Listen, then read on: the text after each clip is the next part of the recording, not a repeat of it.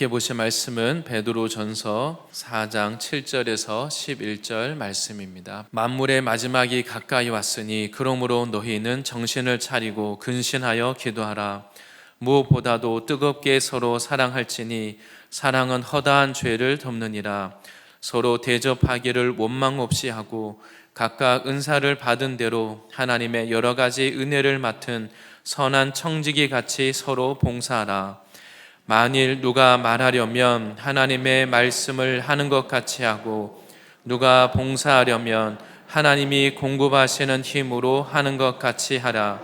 이는 범사에 예수 그리스도로 말미암아 하나님이 영광을 받으시게 하려 함이니 그에게 영광과 권능이 세세에 무궁하도록 있느니라.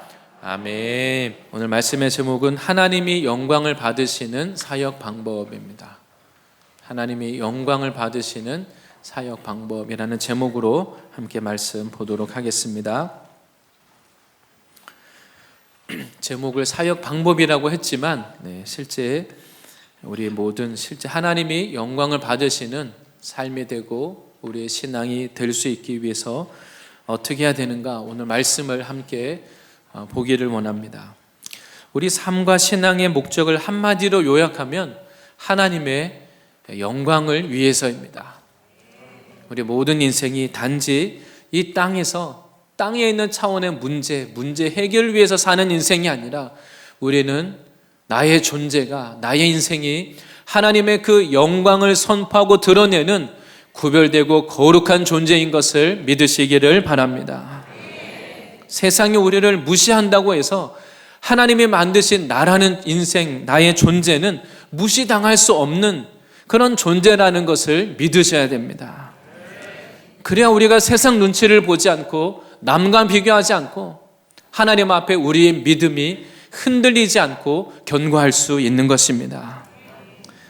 하나님은 우리가 하나님께 영광을 돌리기 이전에도 하나님은 이미 영광으로 충만하십니다. 하나님은 영광 가운데 계시고 위엄 가운데 계십니다. 그런데 문제는 우리가 하나님의 영광을 위해서 살기를 원하는데 이것을 시기하고 방해하는 자가 있습니다. 성경이 바로 사단 마귀입니다. 마귀는 우리가 하나님께 영광 올려드리는 것, 하나님이 영광을 받으시는 것을 시기해서 하나님의 영광을 시기하고 질투해서 타락한 존재가 바로 사단 마귀입니다. 그래서 온 세상이 하나님께 우리가 정말 하나님의 영광을 올려드리고 하나님을 섬기고 하나님을 위해서 사는 것, 예수 믿으면 다 그렇기를 원하는데 그게 잘 안 됩니다. 왜냐하면 마귀가 이것을 회방하기 때문입니다. 저절로 되는 것이 아니라 이것을 회방하고 시기하는 이런 어둠의 세력, 사단 마귀와 우리가 싸워서 이길 때 하나님의 영광이 나타나는 것입니다. 그래서 나의 삶에서부터 내가 믿음을 회복하고 말씀으로 돌아가면 돌아갈수록 우리의 삶의 모든 것에 하나님의 영광이 회복되는 것입니다. 예수님이 이 땅에 다시 오실 때 그 진정한 충만한 하나님의 영광을 우리가 볼 수 있는 것입니다. 그때까지는 우리가 이 땅에서 영적인 전투를 하면서 하나님의 영광을 올려드릴 수 있도록 우리가 믿음을 지키고 삶을 살아야 하는 것입니다. 오늘 말씀을 통해서 하나님이 영광을 받으시는 삶과 또 사역, 그것이 무엇인가 함께 보기를 원합니다. 먼저 첫 번째는 하나님의 영광을 위하여서 우리들에게 먼저 근신하여 기도하라 이렇게 말씀하고 있습니다. 읽었던 앞에 본문 말씀에 보면 7절에 정신을 차리고 그리고 근신하여 기도하라 이렇게 말씀하고 있습니다. 근신하여 기도하라는 말 앞에 또 수식어구가 하나 더 붙어 있습니다. 정신을 차리라는 겁니다. 우리가 언제 정신을 차려야 됩니까? 가끔 집에서도 부모님이 아이들에게 정신 차려 얘기합니다. 학교에 가도 선생님이 아이들에게 정신 차려 졸고 있으면 정신 차리라고 말합니다. 어딘가에 지금 한눈을 팔고 있는 겁니다. 내가 가야 될 하나님이 부르신 나의 인생의 방향, 목적이 있는데 내가 지금 다른 걸 바라보고 있는 겁니다. 나의 주위에 지금 위험이 있는데 위험을 못 알아차리고 있거나 내가 지금 다른 것을 바라보면서 유혹이나 지금 미혹을 받고 있을 때 우리가 정신을 차려야 됩니다. 우리가 이 세상 가운데 어떤 세상이 주는, 마귀가 주는 유혹과 속임수에 속지 않기 위해서는 분별력이 필요합니다. 근데 사단의 무기는, 사단이 주는 중요한 이 무기는 거짓말입니다. 하나님의 진리를 못 믿게 하고 우리로 하여금 거짓이 진리처럼 믿게 만듭니다. 우리가 거짓된 사단의 음성을 속아서 하나님의 나를 사랑하지 않는다고 생각하고 나의 인생이 실패했다고 생각하고 나는 하나님의 영광과는 거리가 멀다. 사단이 주는 이런 거짓말을 받아들이게 만듭니다. 나의 정체성을 믿지 못하게 만듭니다. 하나님은 우리들에게 이런 사단에게 속지 않기 위해서 정신을 차리라는 겁니다. 우리가 살아가는 이 세상의 문화를 보면 하나님의 진리로부터 너무나 멀어져 있습니다. 오늘날 이 혼면 시대를 살고 있는데 우리가 살아온 이 시대는, 세상은 각 시대마다 그래도 공통적인 보편적인 가치가 있었습니다. 사람들이 생각할 때 이것은 옳고 이것이 선하다고 하는 그런 보편적인 가치, 윤리, 도덕이 있었는데 오늘날에는 지금까지 세상에서 보편적인 가치로 받아들이던 그 전통, 그런 것들이 다 지금 무너지고 있습니다. 그래서 더 이상 죄를 죄로 여기지 않습니다. 오히려 죄를 자랑스럽게 말하고 죄를 죄라고 하면 인권을 무시한다고 하는 그런 시대, 세상이 되었습니다. 그리고 점점 우리들의 양심도 무뎌집니다. 나도 모르게 세상만 그런 것이 아니라 그런 세상 속에 살아가는 나도 무뎌집니다. 그냥 비가 아주 작게, 비가 오는 듯 안 오는 듯, 무슨 보슬보슬 비가 오면 옷이 젖는 줄도 모르고 하루 종일 다리다가 보면 옷이 어느덧 젖습니다. 가랑비에 옷 젖는다는 말처럼 나도 모르는 사이에 세상의 것들을 나도 받아들이고 있습니다. 그래서 말씀을 들으면 말씀이 안 믿어지고, 그리고 말씀보다는 말씀은 말씀이고 실제 나는 세상 기준 가치관을 따라서 살아갑니다. 그래서 우리 안에 나도 모르게 내가 받아들이고 있는 세상적인 기준 가치관들이 조금씩 다 남아 있습니다. 그래서 하나님은 오늘 말씀을 통하여서 정신을 차리라고 말합니다. 무엇이 옳은지 선한지 분별하라는 것입니다. 이렇게 우리가 세상을 분별하려면, 우리가 정신을 차리고 깨어 있으려면 우리 안에 영이신 진리의 말씀, 성령의 검이 있어야 하는 줄 믿습니다. 우리가 나를 영적으로 계속해서 깨워주는, 한 주간 지나고 나서 한 주간 너무 당연하게 살았는데 말씀을 듣고 나니까 나를 다시 흔들어 깨우는 하나님의 영의 말씀, 레마의 말씀을 받으시기를 바랍니다. 이런 진리의 말씀이 없으면 내 생각, 내 혼, 이것이 세상의 것으로 채워집니다. 나도 모르게 세상의 영을 이미 받아들여서 세상을 따라가게 됩니다. 그래서 오늘 말씀에서는 정신을 차리고 그리고 근신하여 기도하라, 이렇게 말합니다. 근신하는 것은 말과 행동을 절제하는 겁니다. 그냥 육신이 원하는 대로 하고 싶은 대로 하는 게 아니라 절제하는 겁니다. 목적이 있기 때문에 성령의 이끌림을 받는 사람은 우리가 하나님이 원하시는 그 뜻을 위해서 근신하고 절제할 수 있는 것입니다. 육신대로 살면 죽을 것이로되 반대로 우리가 영으로 살면, 하나님의 말씀을 따라 성령을 따라 살면 우리의 영이 살아나는 것입니다. 하나님은 그래서 우리들에게 이 마지막 시대를 살아가는 그리스도인들에게 근신하여 기도하라는 것입니다. 그냥 세상이 더 편해지고 좋아지는 것 같다고 그것을 더 좋아할 것이 아니라 오히려 반대로 근신하고 절제하고 하나님께 기도하라고 말씀하고 있는 것입니다. 우리가 평소에도 물론 다 기도합니다. 우리 신앙이 한지 오래 지나면 믿음이 좋아지는 것 같은데, 근데 어떻습니까? 처음에 예수님 만나고 뜨겁게 기도했던 그 기도가, 그 기도의 능력이 더 깊어지는 게 아니라 대부분 정말 처음 예수 믿고 뜨거웠던 그 기도 생활이 시간이 지나면 식어집니다. 처음에는 아주 뜨거운 그 기도의 능력을 받았는데 시간이 지나면 더 강해지는 게 아니라 더 약해집니다. 기도를 하기는 하는데 더 이상 새로운 일이 일어나지 않습니다. 새로운 변화가 없습니다. 할 건 다 하고 있는 것 같은데 더 이상의 변화가 없습니다. 영적인 생명력이 없는 것이죠. 바꿔 말하면 육신의 세력이 더 강해진 겁니다. 전과 똑같지 않고 오히려 더 많이 알고 더 경건해 보이는데 반대로 영적으로는 육신의 세력이 더 강해지니까 내 영이 눌려 있는 겁니다. 하나님의 말씀은 그래서 우리들에게 육신의 세력을 절제하고 근신하여 기도하라는 것입니다.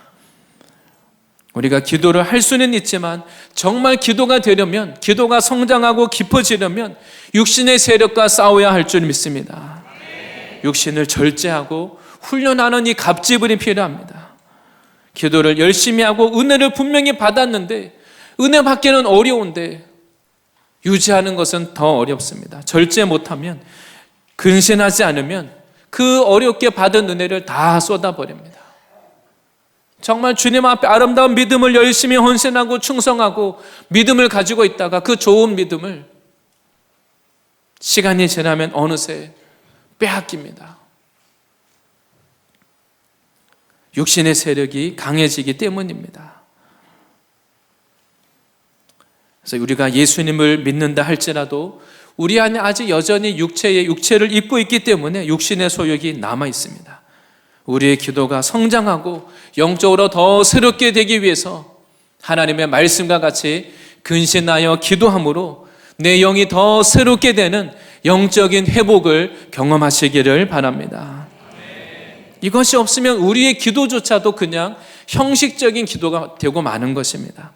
갈라디아서 5장 17절에 이렇게 말씀합니다. 육체의 소욕은 성령을 거스르고 성령은 육체를 거스르나니 이 둘이 서로 대적함으로 너희가 원하는 것을 하지 못하게 하려 함이니라. 우리 안에 이 두 가지 싸움이 있습니다. 누구에게나 다 있는 것입니다. 성령 충만하고 영적인 사람에게도 이 두 가지 싸움이 다 있습니다. 그런데 성령의 소원에 순종하니까 육체의 소욕을 이기고 다스리는 것입니다.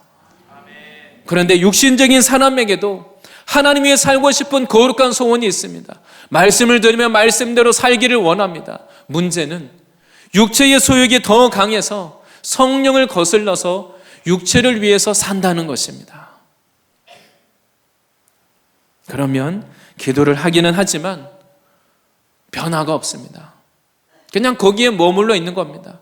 교회도 다니고 신앙생활 안 하는 것이 아니라 하고는 있는데 더 이상의 변화가 없습니다. 실제로는 육신의 세력이 강하기 때문입니다. 우리가 살아가는 이 세상은 점점 더 어떻게든 육신을 더 편하게 하는 흐름으로 갑니다. 그리고 세상의 문화는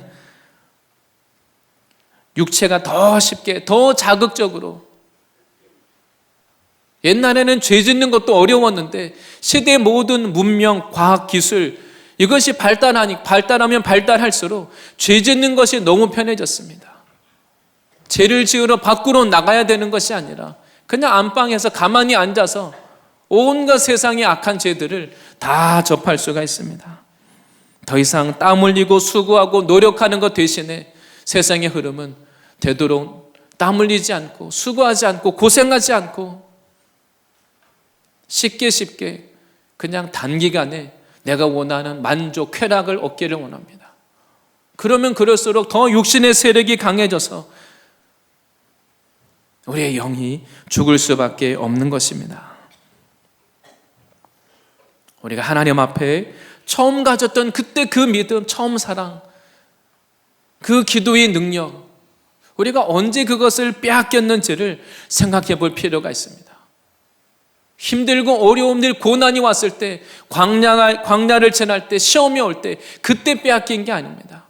고난이 지나고 시험이 없고 우리의 환경이 점점 더 편해질 때 우리는 나도 모르는 사이에 육신의 세력이 다시 살아나게 되는 것입니다. 그래서 믿음을 지키는 사람은 오늘 말씀과 같이 억지로 고난을 당해서 어쩔 수 없이가 아니라 하나님의 말씀과 같이 우리 스스로 하나님 나라를 사모하기 때문에 하나님 앞에 근신하여 기도하는 사람이 믿음을 지키고 성장하고 영적인 능력을 가질 수 있는 것입니다. 바로 하나님은 하나님의 자녀들 백성들에게 우리가 어떤 시대를 살든지 우리들에게 바로 깨어서 정신을 차리고 근신하여 기도하라고 말씀하고 계십니다. 우리의 육체를 쳐서 주님께 굴복하고 순종하는 절제하는 이 라이프 스타일을 통하여서 우리의 영이 살아날 것입니다. 또 우리가 기도할 때 어떻게 기도해야 되겠습니까? 예수 안 믿는 다른 종교를 믿는 사람들도 기도는 합니다. 불교 신자도 기도하고 무속 믿는 사람도 기도하고 그냥 물 떠놓고 기도하기도 합니다. 그들의 기도와 우리의 기도가 뭐가 다르겠습니까? 근신하여 기도한다는 것은 내 뜻대로 구하는 것이 아닙니다.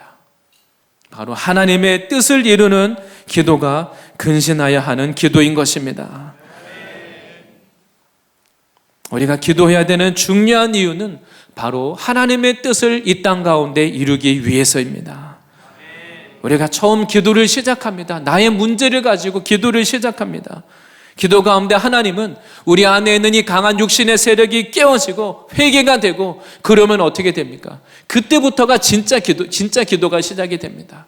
내 문제 해결되고 응답받고 회개가 되고 그때부터 진짜 기도가 시작이 됩니다. 그때부터 성령께서 우리들의 기도를 인도하시는 것입니다. 하나님의 뜻이 무엇인지 알려주시고 나의 사명이 무엇인지 알려주시고 하나님의 약속이 무엇인지 우리들에게 말씀해 주십니다. 그래서 이렇게 근신하여서 하나님의 뜻대로 하는 기도는 능력이 있습니다. 왜냐하면 하나님이 기뻐하시는 하나님이 이루기 원하시는 뜻이기 때문에 그 기도가 하나님께 합당한 기도인 것입니다. 하나님은 우리의 그 기도를 도와주십니다. 하나님의 뜻대로 구하면 하나님이 점점 더 기도의 능력도 주시고 기도에 어떤 놀라운 응답을 주시고 기도의 역사가 일어나는 것입니다. 때로 우리는 기도한다고 하면서 그런 기도가 안 되면 기도는 하지만 기도하고 나서 결국은 내 뜻대로 합니다. 기도하고 나오면서 걱정하고 염려하고 기도하고 나서는 내 생각대로 합니다. 그러나 더 중요한 것은 하나님께 나가서 우리가 하나님의 뜻을 구하고 물어야 됩니다. 성경에 나오는 이스라엘의 초대 왕 사울 왕이 왜 하나님께 버림을 받았습니까? 하나님 앞에 처음 세워질 때는 그가 기름 부음을 받고 성령이 충만해서 하나님과 교제하고 하나님의 뜻을 알고 하나님의 말씀에 순종하는 사람이었습니다. 그런데 얼마 지나지 않아서 그의 마음이 달라지기 시작했습니다. 역대상 10장 14절에 사울 왕이 왜 하나님께 버림받고 죽임을 당했는지를 이렇게 말하고 있습니다. 사울 왕이 잘못한 것을 몇 가지 이유를 설명하는데 14절에 이렇게 설명합니다. 여호와께 묻지 아니하였으므로 여호와께서 그를 죽이시고 그 나라를 이새의 아들 다윗에게 넘겨주셨더라. 그러니까 사울 왕이 하나님께 묻지 않았다는 겁니다. 그 나라의 진짜 왕은 하나님이신데 자기가 왕이 된 것처럼 하나님의 뜻을 구하지 않고 자기 생각대로 하고 사람들이 원하는 뜻대로 해버렸습니다.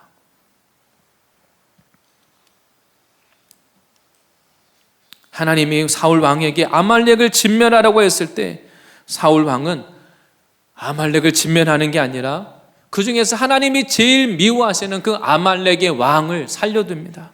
제일 좋은 가축을 남겨놓습니다. 백성들을 기쁘게 하기 위해서 사람들의 마음을 얻으려고 그가 그런 일을 한 겁니다. 사울 왕은 하나님보다 내가 사람들에게 더 사랑이 많고 사람들에게 더 좋은 사람이 되기를 원하는 것입니다. 하나님께 불순종했지만 사울 왕이 깨닫지 못합니다. 왜 깨닫지 못했겠습니까? 만약 전쟁에 나가서 그가 패배했다면 내가 불순종해서 패배한 것이구나, 빨리 알아차리고 패배했으니까 오히려 심각하게 여기고 하나님께 나왔을 겁니다. 그런데 하나님께 불순종하고 나서도 전쟁에 이겼습니다. 불순종하고 나서도 사람들로부터 오히려 인정과 칭찬을 받았습니다. 그러니까 그가 하나님께 불순종하고 하나님께 묻지 않는 것에 대해서 심각하게 여기지 않았던 것입니다. 하나님은 우리가 근신하는 이 기도를 통하여서 내 안에 있는 나의 고집, 불순종의 세력, 내 안에 하나님의 말씀을 거스르는 내 뜻대로 하고자 하는 나의 고집, 완고한 마음, 이 육신의 세력이 깨어지기까지 기도하기를 원하십니다. 우리가 기도할 때 진짜 응답은 우리의 강한 이 육신의 세력이 깨어지는 것, 기도 가운데 내 문제만 해결되지 않고 우리의 영적으로 막고 있는 것들, 나의 불순종, 고집, 나의 이 굳은 마음, 이것이 깨어지는 것이 영적인 은혜인 것을 믿으시기를 바랍니다. 그래서 처음에 내가 강한 사람은 처음에 기도가 안 되고 어렵습니다. 내가 기도를 합니다. 억지로 합니다. 그런데 우리 안에 있는 강한 것들, 육신의 세력이 깨어지고 회개의 은혜가 있고 내가 변화되기 시작하면 그때부터 진짜 기도가 시작이 됩니다. 성령께서 나의 기도를 인도해 주십니다. 로마서 8장 26절에 이렇게 말씀합니다. 로마서 8장 26절 말씀입니다. 이와 같이 성령도 우리의 연약함을 도우시나니 우리는 마땅히 기도할 바를 알지 못하나 오직 성령이 말할 수 없는 탄식으로 우리를 위하여 친히 간구하시느니라. 성령이 우리들의 연약함을 도우신다고 말합니다. 하나님의 뜻을 알고 순종하기 원하고 내가 이러면 안 되는 줄 아는데 안 됩니다. 그러나 우리의 육체의 세력이 기도할 때에 이 강한 우리에 있는 이 겉사람 육체의 세력이 깨어질 때 성령의 그 다스림을 받게 되는 것입니다. 성령께서 나는 기도할 바를 알지 못하나, 처음에는 내가 억지로 기도를 시작했는데 이제 성령께서 기도를 인도해 주십니다. 무엇을 위해 기도해야 될지가 깨달아집니다. 나는 내 인생의 문제가 이것이라고 생각했는데 예수님 만나고 기도하다가 보니까 이건 별로 문제가 안 됩니다. 하나님이 이게 내가 큰 문제라고 말씀하시지 않고 괜찮다고 말씀하시고 반대로 내가 잘하고 있는 줄 알았는데 오히려 다른 것이 문제입니다. 내 인생을 맡고 있는 문제가 저 사람 때문에 아니면 그 문제 때문인 줄 알았는데 예수님 만나고 나면 그 문제가 거기 있는 게 아니구나, 내 안에 있구나. 성령께서 내 안에 있는 문제를 깨닫게 해주십니다. 나의 상처를 보게 하시고 내 안에 있는 이 고통과 문제의 원인이 무엇인지 하나님께서 깨닫게 하시고 회개의 은혜를 주시고 용서의 은혜를 주시고 치유의 은혜를 주십니다. 그래서 말씀 가운데 성령께서 말할 수 없는 탄식으로 우리를 위하여 친히 간구하신다고 말합니다. 우리가 기도하는 가운데 특별히 방언을 사모해야 되는 이유도 여기에 있습니다. 방언은 우리 안에 있는 그 성령께서 우리의 영이 기도하게 하는 겁니다. 나는 내가 무엇이 필요한지 모릅니다. 지금 나의 문제가 무엇인지를 모릅니다. 마땅히 무엇을 위해 기도해야 될지 모르는데 우리가 방언으로 기도할 때 우리의 영이 하나님 앞에 탄식함으로 기도하고 있는 것입니다. 바로 우리가 기도해야 되는 이유는 우리의 강한 이 육신의 세력들, 이것을 근신하여 절제하고 훈련할 때 다른 훈련이 아니라 하나님의 말씀에 굴복할 수 있는 이 우리들이 되어야 할 줄 믿습니다.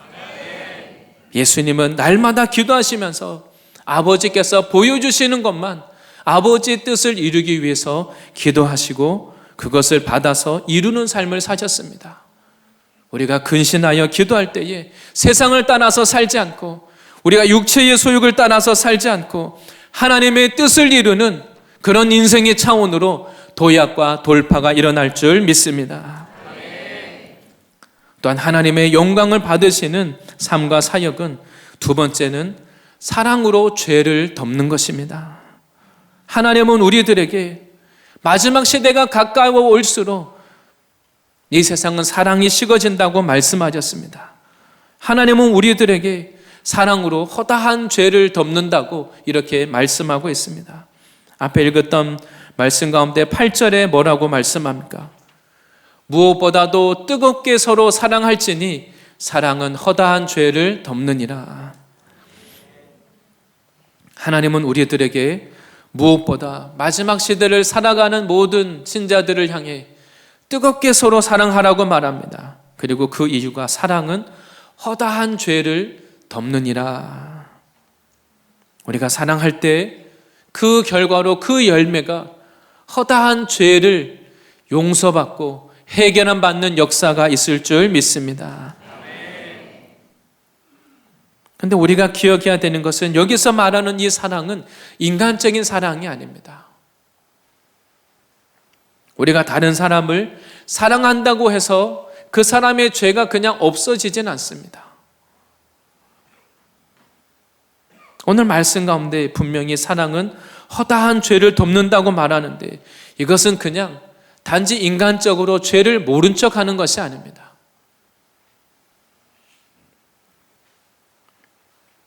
죄인은 나의 죄를 해결할 능력이 없습니다. 그리고 우리 인생의 모든 고통은 사실은 죄와 관련이 있습니다. 그래서 우리는 은혜를 받고 나서도 똑같은 죄를 또 짓고 같은 실수를 또 반복합니다. 한 사람이 예수님의 사랑을 만나기 위해서는, 신앙이 성장하고 변화되기 위해서는 주변에 있는 그 수많은 사람들이 그 사람을 계속 사랑하고 용서하고 인내해야 되는 것입니다.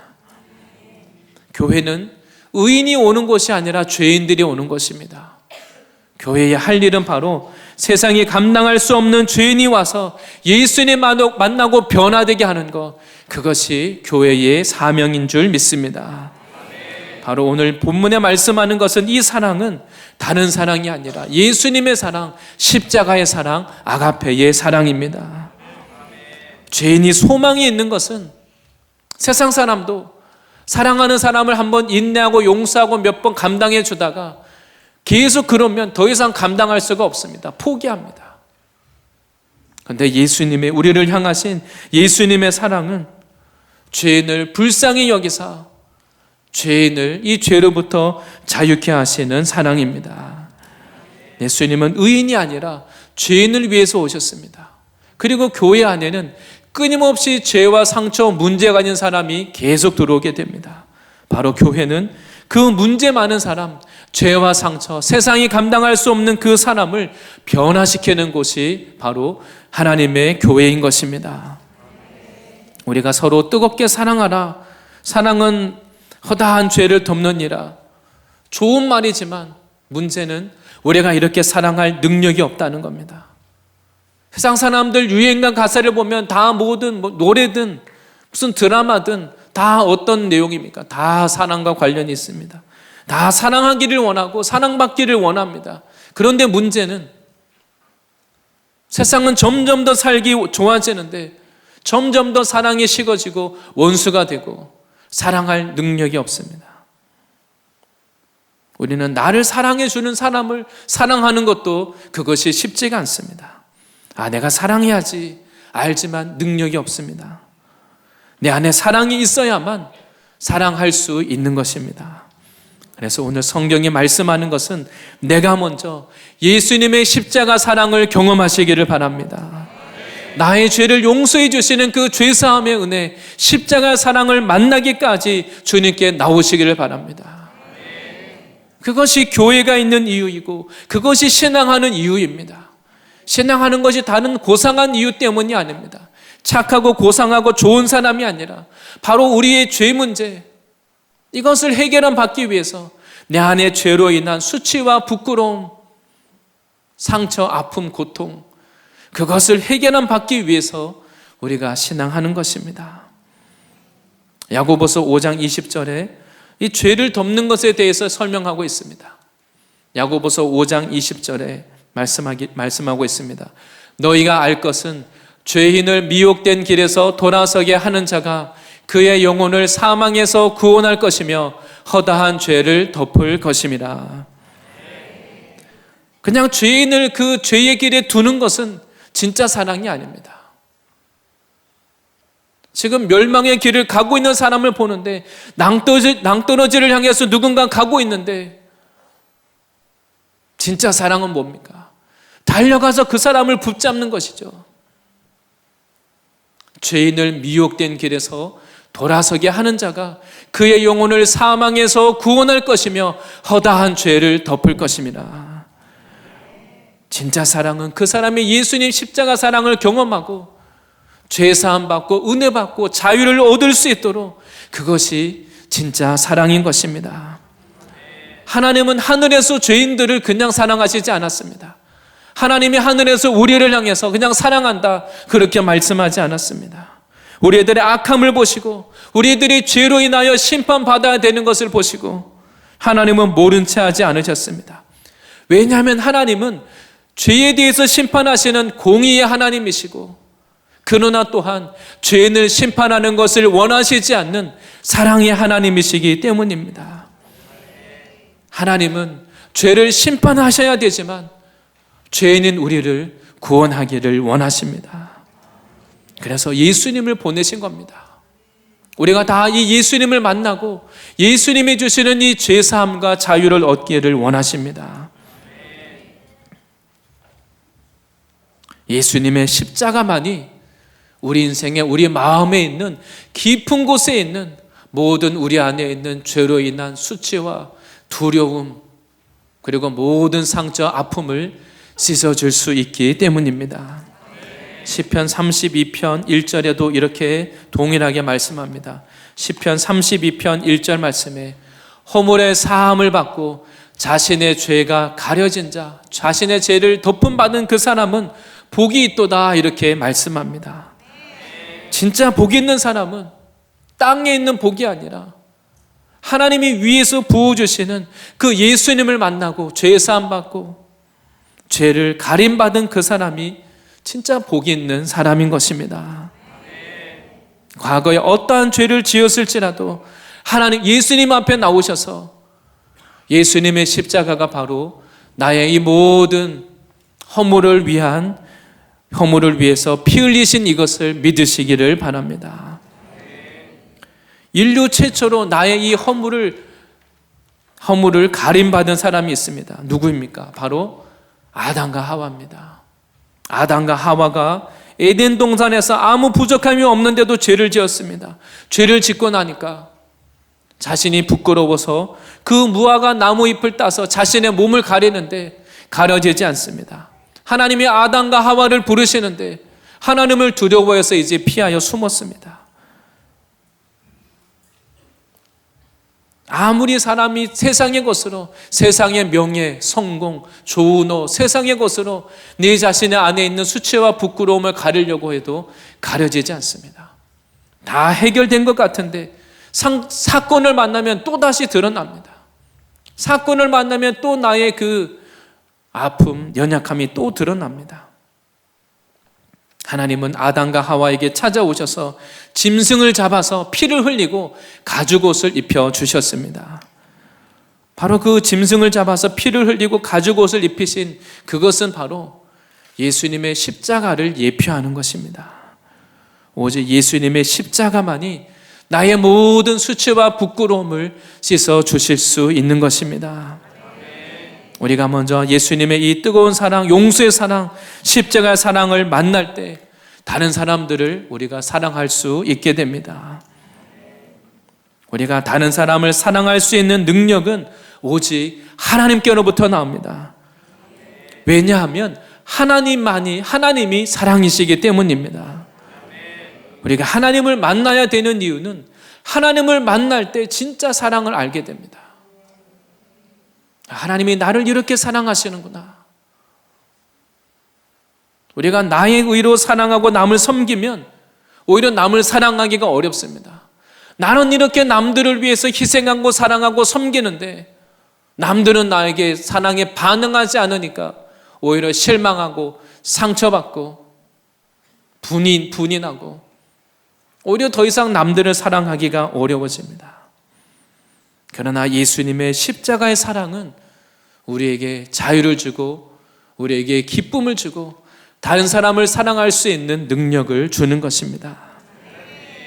하나님의 교회, 하나님의 성도가 해야 될 일은 이 마지막 때에 세상은 점점 더 사랑이 식어져서 더 어두워지고 원수지고 깨어지고 분리하고 다투고 그것이 세상이지만 예수님의 십자가 사랑이 있는 곳에는 용서와 회복의 역사가 일어나는 것입니다. 지난 주말에 교회에 HR 수련회에 제가 참석을 하게 됐습니다. 수련회 참석해서 많은 분들이 은혜 받고 소감 나누는 것을 들으면서 저도 참 기쁘고 너무나 감사했습니다. 그러면서 제 마음에 드는 생각이 정말 세상이 해결해 줄 수 없는 아무리 인생을 열심히 살아도 풀리지 않는 그 인생의 문제, 상처, 아픔. 예수님을 만나니까 그 모든 인생의 문제들이 다 풀어지는구나. 제가 그것을 다시 한번 제 마음에 느끼게 됐습니다. 우리가 예수님의 십자가 사랑을 만날 때 정말 우리가 하나 될 수 있고 서로의 허물을 용서할 수 있고 하나님의 사랑을 나누어 주고 허물을 덮어줄 수 있는 나의 가족이라도 예수님의 십자가 사랑이 없으면 그것이 안 됩니다. 예수님의 십자가 사랑으로 이러한 허물을 덮는 역사가 일어나시기를 바랍니다. 한 해가 가기 전에 우리 안에 아직도 남아있는 불만족한 거, 외로움과 슬픔과 묶여있는 문제들, 깨어진 관계, 이러한 문제들이 근본적으로 해결되어지고 치유되는 가려움을 받는 이런 은혜를 경험하시기를 바랍니다. 마지막 세 번째는 우리가 하나님의 영광을 받으시는 삶과 사역은 오늘 말씀에 우리들에게 선한 청지기로 봉사하라고 말씀하고 있습니다. 하나님을 믿는 자, 하나님의 은혜를 받은 사람은 우리는 다 하나님 앞에 청지기로 부름을 받았습니다. 청지기는 남의 것을 맡아서 관리하는 사람입니다. 내가 가지고 있는 것, 이것이 내 것이 아니라 주인이신 하나님의 것을 지금 맡아서 관리하고 있다는 것입니다. 하나님은 우리들에게 예수 믿고 은혜 받을 때 우리 각자에게 다 은사를 다양하게 다 주셨습니다. 하나님의 말씀은 오늘 은사를 내가 안 받은 게 아니라 은사를 받은 대로 선한 청지기로서 그 주인의 뜻에 따라서 섬기고 봉사하라는 것입니다. 누구나 다 하나님께 받은 은사가 있습니다. 이것을 하나님의 뜻대로 쓰는 사람은 은사가 더 개발이 되고 점점 더 그것이 활성화됩니다. 그래서 은사가 있는 사람은 남들과 똑같이 노력하는데 아니면 더 적게 노력하는데 오히려 더 좋은 결과가 있습니다. 남들에게는 안 보이는 것이 보이고 남들보다 더 쉽게 잘할 수 있다면 그것이 하나님이 주신 은사인 것을 깨달으시기를 바랍니다. 어떤 분들에게는 공부는 어려운데, 학교 공부는 너무 어려운데 다 사람들을 만나는 것이 너무 좋은 분들이 있습니다. 사람들이 너무 이해가 잘 됩니다. 하나님이 주신 은사입니다. 그것을 노는 일에 쓰지 마시고 친구들과 어울려 다니면서 음주 가무를 즐기는 일에 쓰지 마시고 그 은사를 가지고 전도하시기를 바랍니다. 또 어떤 분들은 하나님의 이 말씀을 잘 가르치는 분이 있습니다. 말씀을 잘 깨닫고 남들에게 아주 쉽게 체계적으로 잘 가르쳐 줍니다. 남들은 잘 오랫동안 감당하기 어려운 사람인데 어떤 분은 도와야 되는, 전도해야 되는 사람이 있으면 무슨 한 번 물면 놓질 않습니다. 포기를 모릅니다. 끝까지 다른 능력은 없어도 포기하지 않고 끝까지 그 사람을 끝까지 인내하고 용서하고 또 참아주고 또 인내하고 또 감당하고 그런 마음을 가진 분들이 있습니다. 사람을 잘 돕고 양육하는 그런 은사가 있는 분들입니다. 어떤 분들은 다른 사람이 힘들고 어려운 것을 보면 그냥 못 지나칩니다. 그것을 직접 도와줘야 되는 분들은 구제의 은사가 있는 것이고, 그분들을 위해서 눈물로 기도하는 분들은 중보기도의 은사가 있는 것입니다. 이런 영적인 은사 나는 없는 것 같아도, 예를 들면 어떤 분은 행정의 은사가 있습니다. 어떤 분들은 디자인의 은사가 있고, 어떤 분들은 남들은 그냥 어지러워도 너무 자유한데 지나칠 수 없는 분들이 있습니다. 정리정돈을 잘 하시는 분들도 있습니다.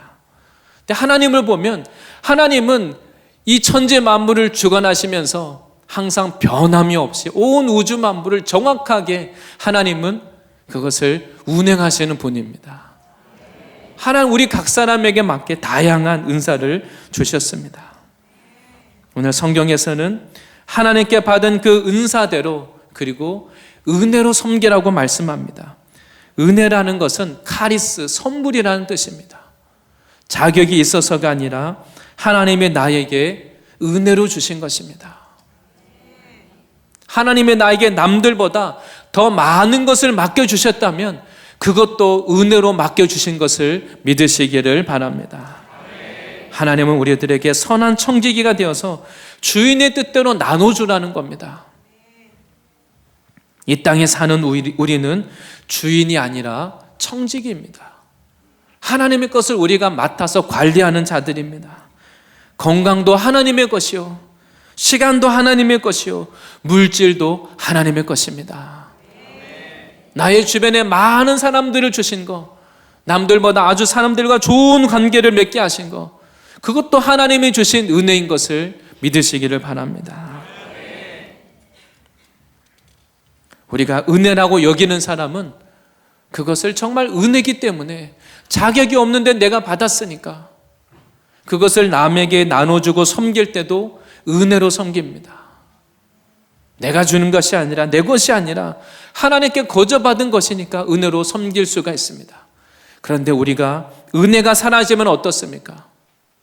은혜가 없으면 인색해집니다. 하나님의 것을, 주인의 것을 나누어 주는 것이 아니라 내 것을 가지고 하나님께 주려고 하니까 아까운 것이죠. 내 것이 아니라 나의 주인이신 하나님의 것이라고 생각하면 하나님께 드리는 것이 아깝지 않습니다. 당연합니다.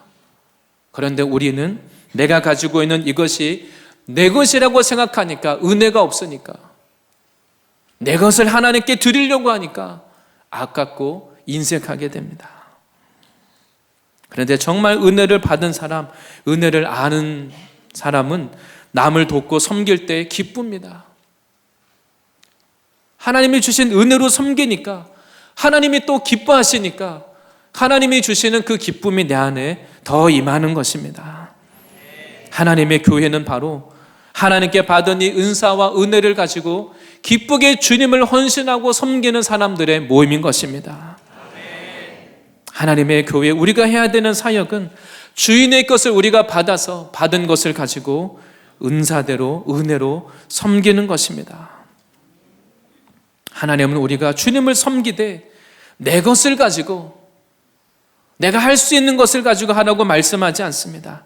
하나님은 우리들에게 하나님이 주시는 은사와 능력을 받아서 그것으로 은혜로 섬기라고 말씀하고 있는 것입니다. 오늘 본문 11절에 이렇게 말씀합니다.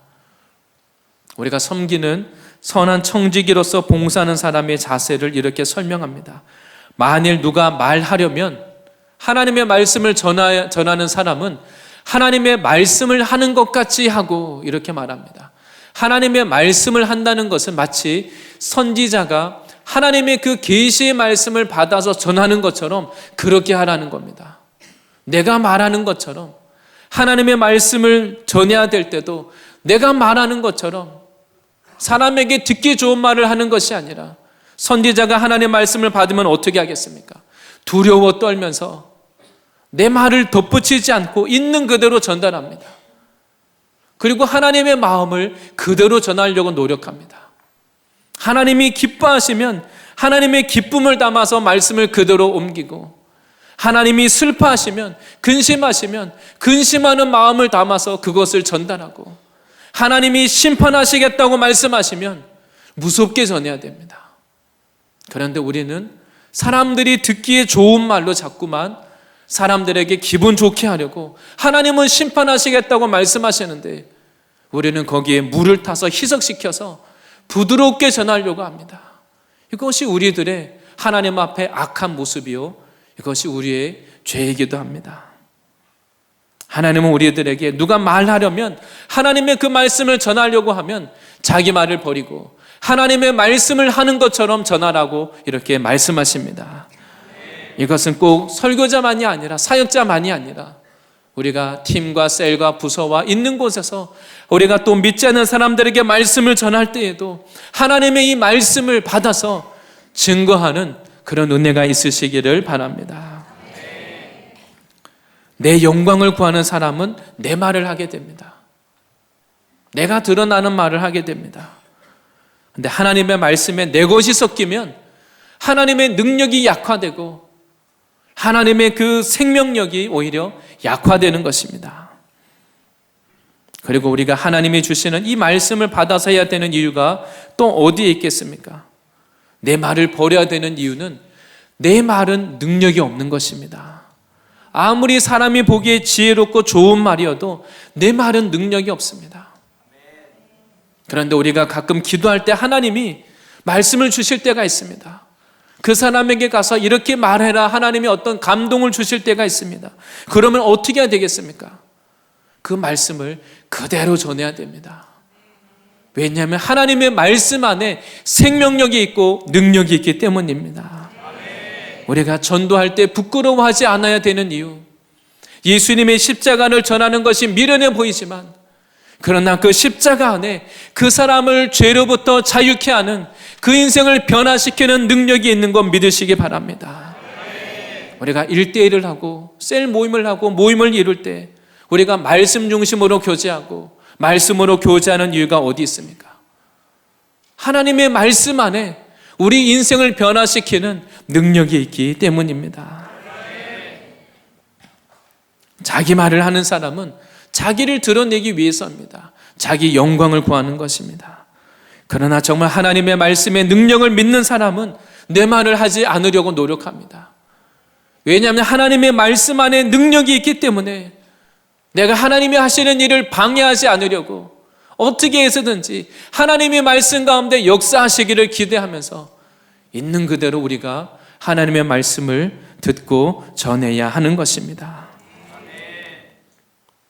그리고 또한 말씀 가운데 이렇게 말합니다. 누가 봉사하려면 하나님의 공급하시는 힘으로 하는 것 같이 하라고 이렇게 말씀하고 있습니다. 내 힘, 내 지혜, 내 능력으로가 아니라 하나님이 주시는 능력을 받아서 하나님의 공급하심으로 하나님을 섬기시기를 바랍니다. 우리가 내 힘으로 하면, 내 지혜로 하면 이것이 나의 의가 됩니다. 내가 이만큼 했으니까 남들이 몰라주면 섭섭하고 상처받습니다. 그런데 오늘 하나님의 말씀은 우리들에게 우리는 선한 청직이라고 말씀합니다. 내가 받은 이것이 내 것이 아니라 하나님의 것입니다.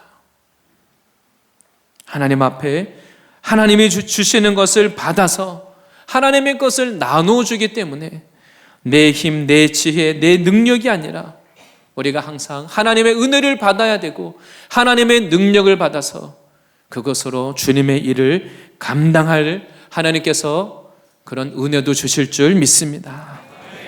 우리가 하나님의 능력을 구하고 하나님 내 지혜로 하지 않고 내 능력으로 하지 않고 하나님의 능력으로 하길 원합니다. 우리가 주님께 그것을 믿고 구하면 하나님이 반드시 주실 것입니다. 그래서 하나님은 어떤 사명을 주실 때 감당할 수 있는 복과 은혜도 주시는 분이십니다.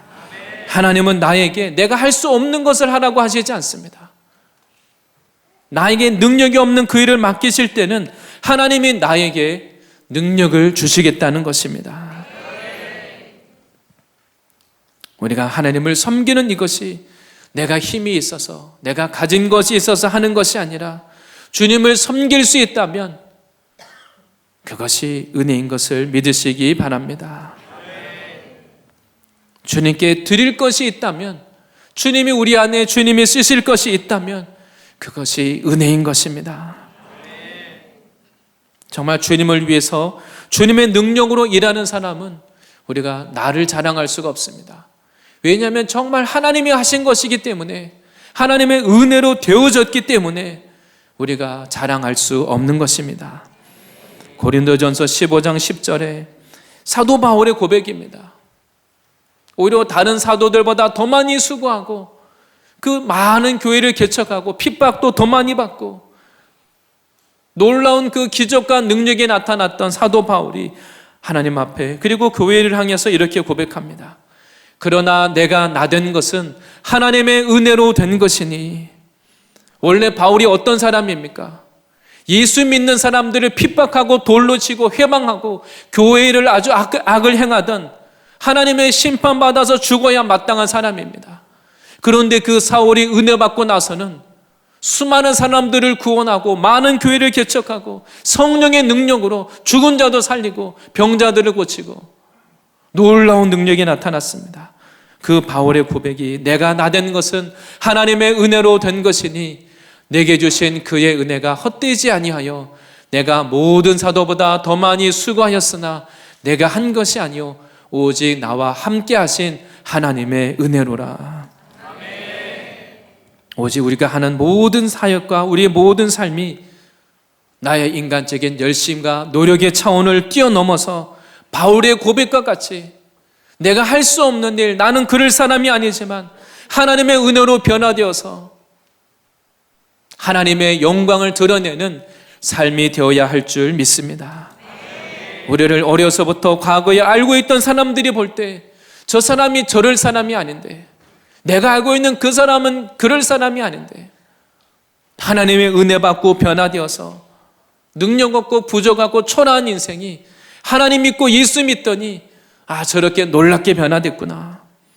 우리를 통해서 하나님의 은혜와 능력이 나타나야 될 줄 믿습니다. 이런 하나님의 은혜와 능력을 구하는 것은 교만한 것이 아닙니다. 하나님은 나를 통해서 내가 드러나지 않고 하나님의 능력이 드러나고 하나님의 영광을 나타내기를 원하십니다. 우리가 그것을 믿는다면 담대하게 주님 앞에 구할 수 있는 것입니다. 우리의 삶과 우리 하고 있는 모든 봉사와 섬김이 내 것으로 하는 삶이 아니라, 내 것으로 살아가는 것이 아니라 하나님의 것으로 살아야 하는 줄 믿습니다. 오늘 말씀에서는 우리들을 향하여서 말씀하고 있습니다.